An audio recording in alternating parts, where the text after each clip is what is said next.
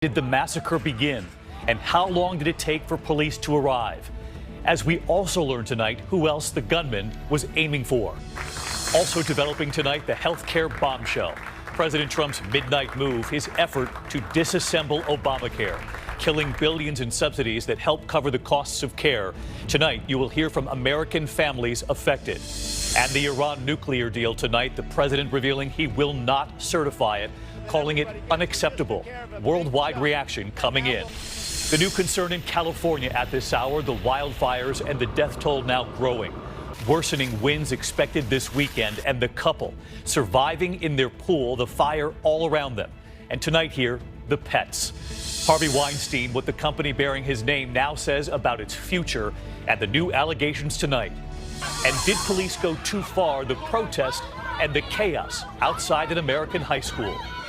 This is ABC World News Tonight with David Muir. Good evening, and it's great to have you with us here on a very busy Friday night, and we begin with that new timeline late today from Las Vegas. Authorities coming before the cameras now 12 days after the massacre with yet another timeline. And for the first time, we are seeing the hotel security guard right there in the middle. We learn when he was shot. When did the gunman then start firing on that crowd? And for the first time, we are hearing the gunman also trained his weapons on the first responders. ABC senior national correspondent Matt Gutman leading us off from Las Vegas. Tonight, the Las Vegas sheriff unveiling that new timeline. Excuse me for my emotion. With his voice cracking, he says he now agrees with the new hotel timeline put out last night. I am very well aware of the MGM statement provided yesterday. I agree with their statement. 12 days after the massacre, there have been changing timelines and questions about whether the response could have been quicker. Tonight, the Las Vegas sheriff now says it was at 9:59 that this security officer, Jesus Campos, just 25 years old in this image, responds to a door alarm and finds a barricaded door on the 32nd floor adjacent to the killer's suite. Within minutes, the sheriff said that security officer is shot by the gunman at approximately 10:05. Mr. Campos received his wounds in close proximity to 2205. He attempted to relay that information via his radio. He says it was then, that same time at 10:05, that the gunman began firing on the crowd. 2205, the number that was provided earlier, referenced the majority of fire upon our community. Paddock raining hundreds of bullets on the crowd of 22,000 for 10 minutes. And 2 minutes after the gunfire ended, the sheriff said his teams arrived on the 32nd floor. That's at 10:17. 12 minutes after Paddock began firing, they determined that the shooting had stopped. We did not believe we had continually had an active shooter. Also tonight, the sheriff's stunning revelation that Paddock had attempted an even more catastrophic attack, aiming for those fuel tanks on the edge of McCarran Airport, so visible from the air. And you can see how incredibly far some of those bullets traveled, going over the fairgrounds and hitting those fuel tanks on the other side. The sheriff also revealing that his own officers arriving at the scene, who you see rushing for cover and protecting civilians, may have been specifically targeted. One of them, Brady Cook. Brady sustained a substantial wound to his shoulder, through his bicep, into his chest, and out his back. And the reason why I bring this one up, he asked me if he could go back to work today. And Matt Gutman with us live tonight from Las Vegas. And Matt, tonight the sheriff also saying the FBI will now take a larger role. And federal authorities today did say it appears this gunman did act alone. No evidence of any affiliations yet. That's right, David. Their FBI is taking over because of the scale of this investigation. They have hundreds of eyewitnesses to speak to, hundreds of police officers, and countless hours of surveillance video to sift through. Now, the FBI is focusing on a timeline and a motive. They still say they don't know why he did it, only that he acted alone. David. Matt Gutman leading us off tonight. Matt, thank you. We turn next year to that healthcare bombshell. President Trump taking steps on his own to dismantle Obamacare after Republicans in Congress could not get a repeal. First signing an executive order yesterday, then the president making a midnight move overnight. cutting off billions in insurance subsidies that help many working class Americans who make too much to be covered by Medicaid, but too little to cover their own health care. Here's ABC's Mary Bruce. Tonight, President Trump is vowing to rip apart Obamacare piece by piece. One by one, it's going to come down, and we're going to have great health care in our country. We are going to have great health care. Late last night, he dropped a bombshell, cutting off $7 billion in subsidies that help lower-income Americans afford coverage. The White House calling those payments unlawful. Hanging in the balance tonight, the roughly 7 million Americans who make too much to qualify for Medicaid but still need help paying for coverage. Americans like Marcy Shelton, a retiree in Nevada who leans on these subsidies to afford her coverage. If it gets too high, I'm afraid that I'm just not going to be able to afford it at all, and that's terrifying. In Iowa, programmer Mason McCoy says he can barely afford the subsidized plan he has now. It's nothing more than another assault on poor people. The Congressional Budget Office says premiums for some could climb by up to 20% and predicts many Americans will likely lose coverage. After the president and Republicans in Congress could not find a way to repeal Obamacare, now the president is out to do it on his own. In the last 24 hours, signing an executive order paving the way for insurers to offer plans that cost less but cover less too. People will have great health care. Tonight, Democrats say this isn't great care, it's sabotage. Make no mistake. Last night, the president single-handedly decided to raise America's health premiums for no reason except spite and cruelty. But the president says Obamacare is a broken mess. What would be nice if the Democratic leaders could come over to the White House, we'll negotiate some deal that's good for everybody. That's what I'd like. But many Republicans tonight already fear the political consequences. And we will, in fact, own this problem. The president's action today was unhelpful. And Mary Bruce with us live tonight from Capitol Hill. And Mary, we also heard today from Ohio's governor, Republican John Kasich, who, of course, ran against Donald Trump during the Republican primary, but no less a harsh warning from him tonight. David, he says this move by the president will lead to confusion and higher health costs. Now, here on the Hill, there is a bipartisan effort to replace these subsidies. The big question tonight, can they come to an agreement, and how soon? David? Mary Bruce set her post on the Hill for us again tonight. Thanks, Mary. And another major move from the president today, decertifying the Iran nuclear agreement, telling Congress to impose new sanctions or he'll leave the deal completely. Swift reaction from many U.S. allies tonight. And here's ABC's chief White House correspondent, Jonathan Karl. Defying some of America's closest allies and even some of his own advisors, the president today declared that Iran is not keeping its side of the nuclear agreement negotiated under President Obama. The Iran deal was one of the worst and most one-sided transactions the United States has ever entered into. The president called on Congress to impose new sanctions on Iran if it does not curb its missile program and its support for terrorism, things not covered under the nuclear agreement. The Iranian regime continues to fuel conflict, terror, and turmoil throughout the Middle East and beyond.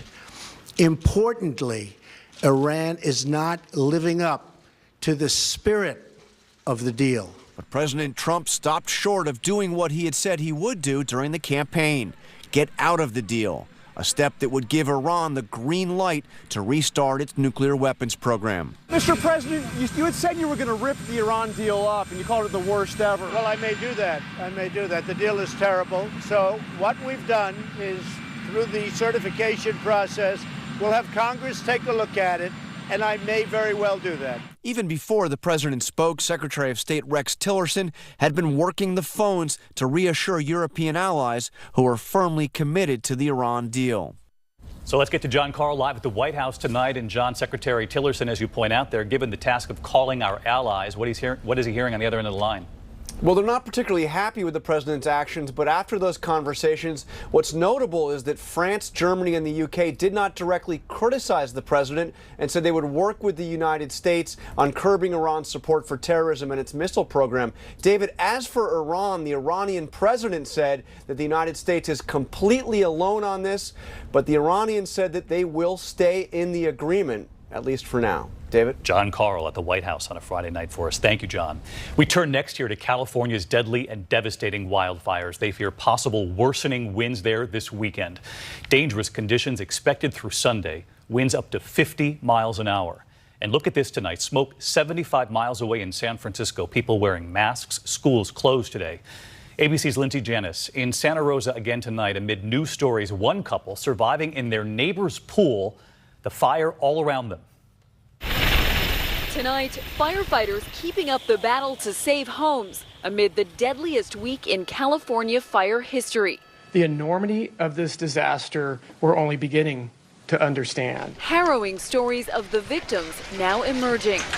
The Shepherd family's car catching fire as they fled the flames. 14-year-old Kai didn't make it. The rest of the family badly burned. The fires now larger than New York City.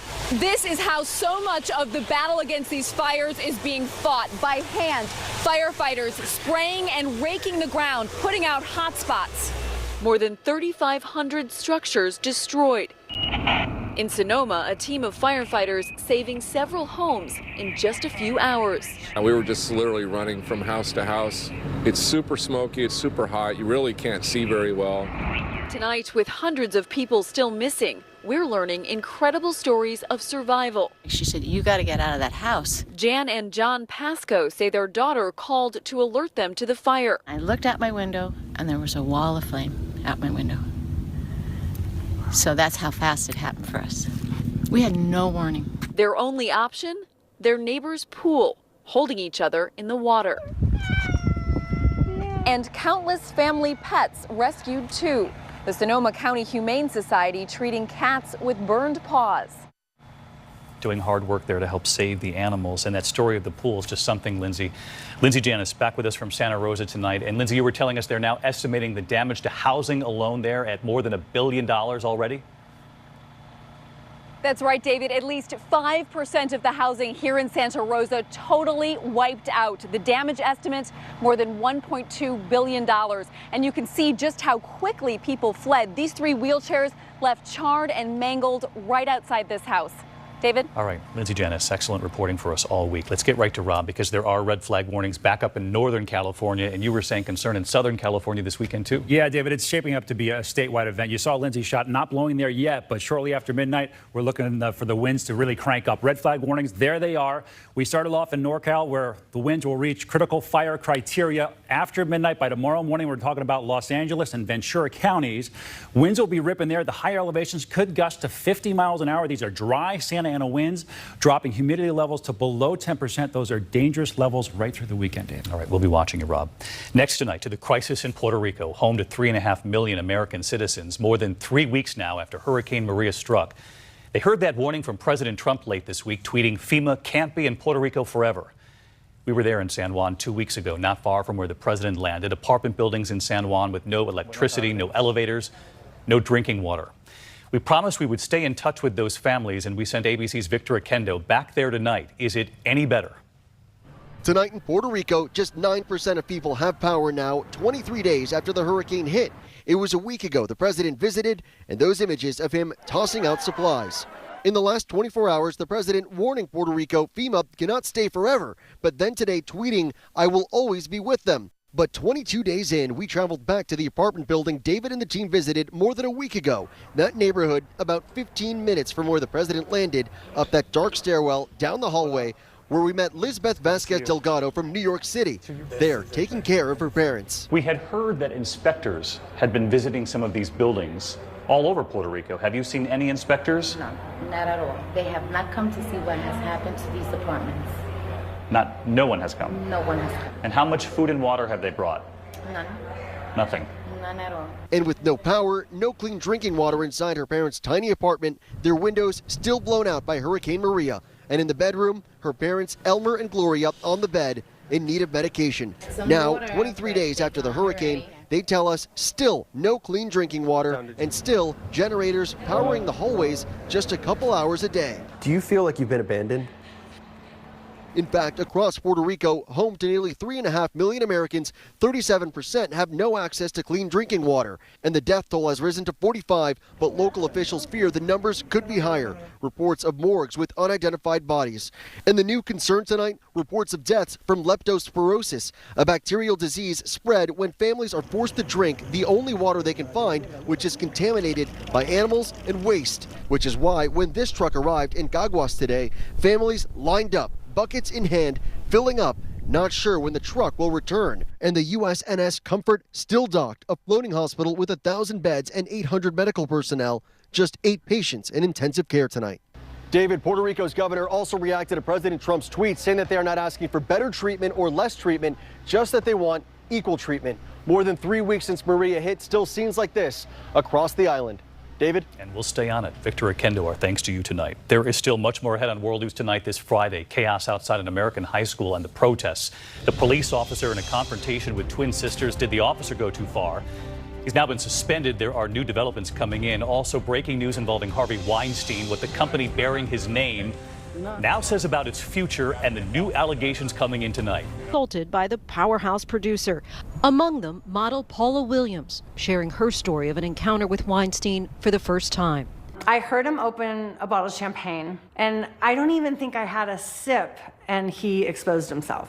Weinstein has denied any allegations of non-consensual sex. He's now reportedly in Arizona, where he's set to receive treatment for sex addiction. Guys, I'm not doing okay.